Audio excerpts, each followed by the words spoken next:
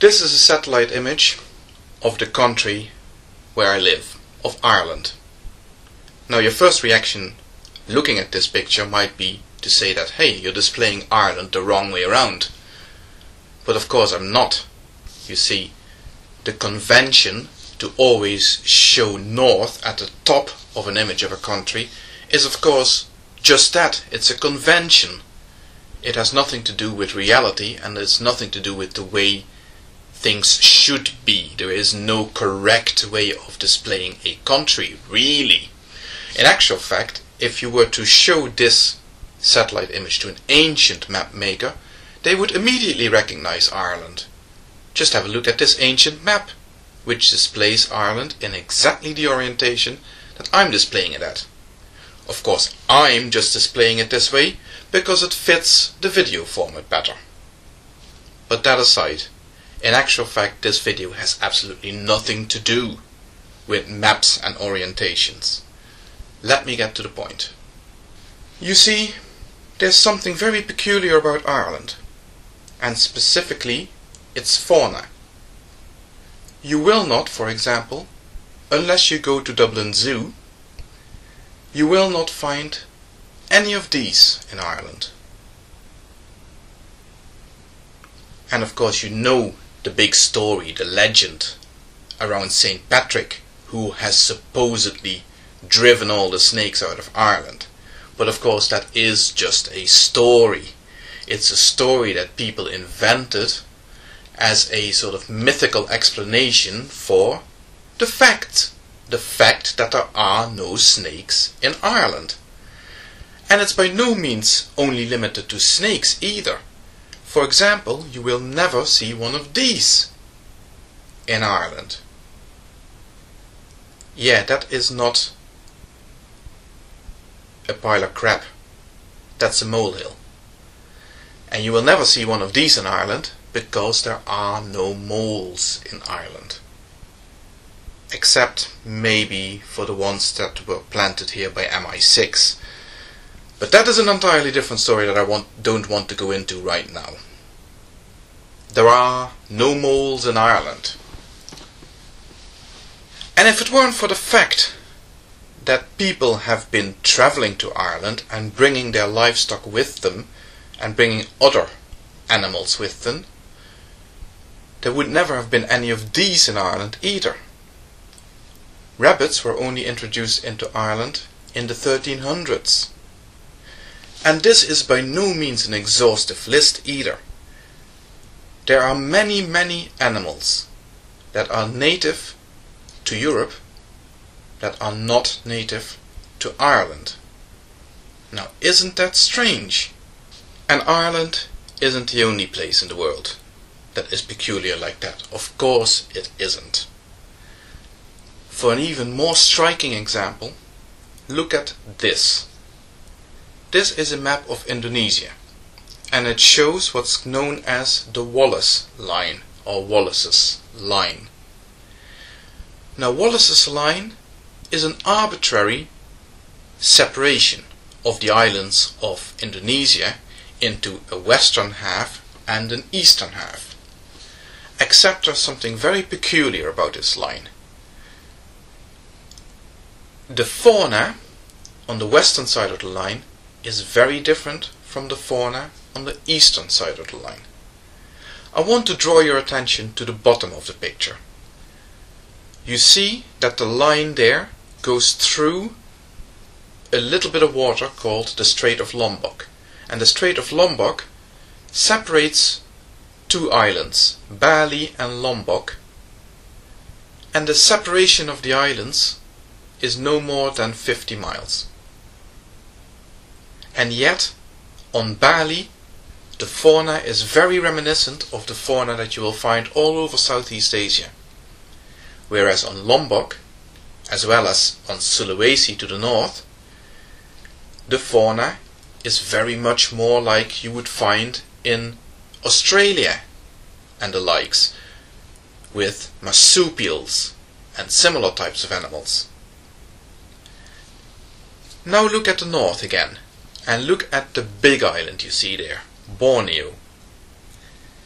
Borneo is much further separated from any land than Lombok is. It is a lot more than 50 miles from any neighboring piece of land. And yet its fauna is very reminiscent of the fauna of Southeast Asia. Isn't that very peculiar? What is causing this separation? Why is there such a clear difference between the land on the left, to the west, and the land to the east of Wallace's Line? Now, I'm not going to go into great detail as to what the explanation is, because you can look it up. It is very well documented. It involves two things. It involves two facts of nature. The first one is continental drift, and the second one is evolution. And if you know that these two things have been happening over billions of years, then you know what the reasons are for these striking differences in flora and fauna between these islands and on islands like Ireland or the Galapagos and other places in the world. Science has certainly got very good explanations as to why these things are the way they are. But science isn't the only human endeavor. Science isn't the only thing that lays claim to being able to explain why things are the way they are, is it? And in fact, there are some people who claim that they are privy to a source of knowledge that would trump science all the way. Many of you will remember the old Venom Fengix, Sean, and his amazing video that he made showing us the Bible and claiming it would best any science book ever written. That if you wanted to know the truth, the answer would always be found in there, in that Bible. And that the answers in the Bible were better than any answers science could ever give. Now, there aren't many people who are as magnificently deluded as our Sean is. But sadly, Sean is not a lone voice either. He's not the only one who holds such hilariously stupid beliefs. There are people like Gear Up, Jesus Freak, whom I've actually haven't heard much of lately. Nephilim Free, Fool for a Lifetime, The Atheist Antidote. And all these people hold similar types of beliefs. And there are many other people out there, people who are not as vocal and don't make as many videos. But I would challenge those people. I want you to do something. If you seriously believe that your holy book has the final word on everything, then please do this. And this is not a request, this is a demand.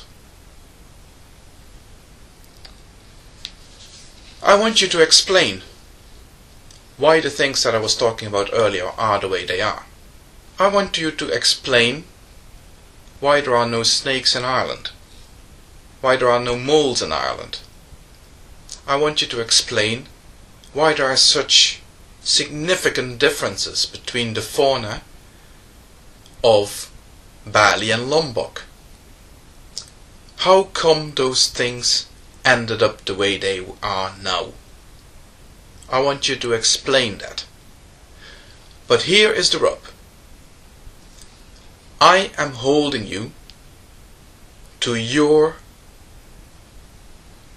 extraordinary claim that your holy book And this is directed not just at Christians, this is directed at any type of creationist who has these types of delusions about what the capacities are of their holy books. So if you're a creationist Christian or a creationist Muslim or any other person who holds this type of belief about your holy book, this challenge is for you. You need to explain why these things are the way they are. But, crucially, you will need to show me, in no uncertain terms, that all the knowledge that you're presenting comes straight from your holy book. In other words, your explanations must consist entirely and exclusively of verses from your holy book. You must explain these things using nothing other than biblical or Quranic or whatever the name of your holy book is, verses. That is your challenge. And I have absolutely no doubt that nobody will be able to rise to that challenge. Nobody.